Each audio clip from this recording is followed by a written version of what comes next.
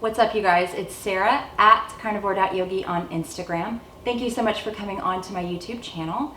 Today I'm going to talk about the high fat to a lower protein approach that I am now taking to the carnivore diet.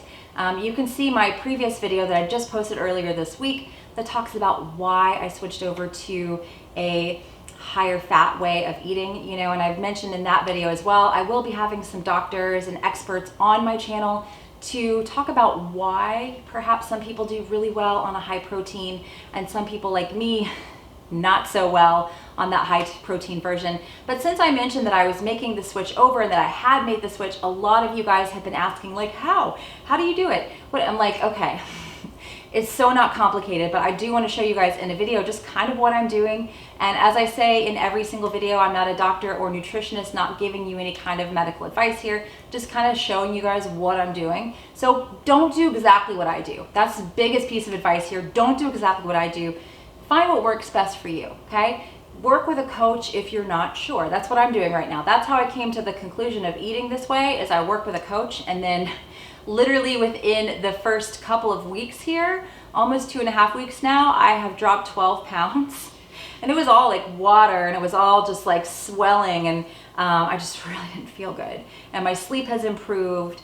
So many awesome things are happening for me now, and I feel like the needle is moving. So summer bod goals. No, that's not even what this is about. This is about staying on carnivore to get those mental health benefits, the benefits of inflammation, the joint pain that's gone, all that stuff. So a little sidetracked there. Let me show you guys what I'm eating. Everyone wants to know. So show you a couple things here. So this is a 5-pound pack of raw beef suet. This is from US Wellness Meat, so I'm not affiliated with in any way at all. But I'll buy this 5-pounder and I will split it up into several different sections here. I'm averaging on a day between 4 ounces, sometimes 6 ounces, sometimes a little more, of that raw beef suet. Okay, so I am eating a lot of fat. And another source of raw beef suet is, of course, White Oak Pastures. Now, I'll be honest with you guys, I'm a White Oak Pastures affiliate, so I probably shouldn't be saying this, but the suet that I get from Wellness, US Wellness, I actually like better than White Oak, because the suet's going to taste different from different places. And my favorite suet is a suet that I get from a butcher here in my city, who is from a local farm. So even better. So if you can find a local farm and get suet from them, you can go to eatwild.com. I highly recommend that you find somebody local to get your suet from. Because if you're going to switch to this way and you don't really eat a lot of dairy, which I don't really recommend, you're probably going to use a lot of beef suet, and it's so delicious. You can also use fat trimmings. So ribeye fat trimmings, just fat trimmings are really delicious. I digest the suet better than anything else, so that's why I'm doing it. How much meat? So I was eating 2.5 pounds of meat per day, or 2 pounds of meat per day. Again, that wasn't working well for me. So this is about average for me of how much meat I'm eating in a day. I'll split this up. I have like a small portion at breakfast, and then lunch and dinner is pretty equal. Might have a couple slices of nitrate-free, sugar-free bacon in there as well, because the protein is not super high in that bacon. So I might add a little bit of that in there. And then I also am having meat broth, which I made a whole video about meat broth. So make sure you check that out. But I'm making my own homemade meat broth to get the potassium. And then I'm putting a couple tablespoons of ghee, because I don't react to the ghee, in that meat broth.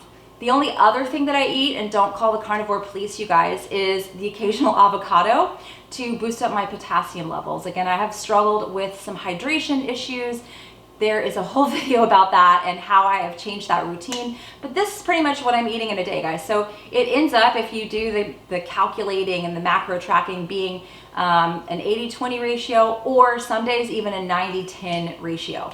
You do have to be a little bit more mindful to not overeat and to wait for those satiety signals to kick in. And you got to get your body in ketosis. So I was not in ketosis when I was eating 2.5 pounds of meat a day. I just wasn't. I might go in, but I would cycle out.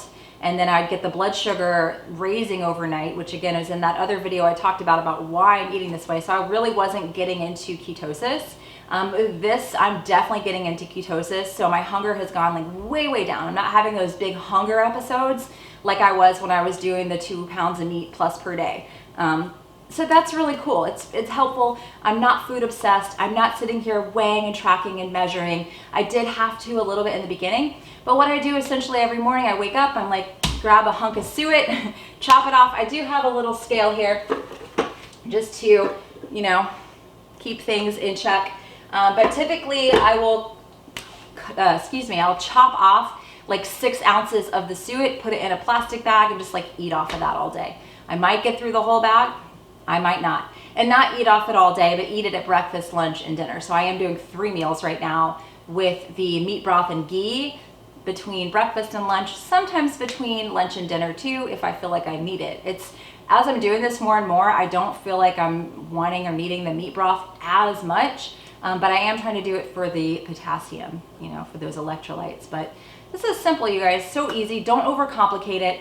You know, you don't necessarily have to eat this way, but if you're looking to do a higher fat version of carnivore and you don't want to utilize a lot of dairy, which I'm not a big proponent of dairy, even raw dairy, we just don't really get along at this point. You know, maybe as I get down the road, I could see some benefits of adding raw dairy in, but I'm not quite there yet. So that's it, guys. Super easy. Hope this helps.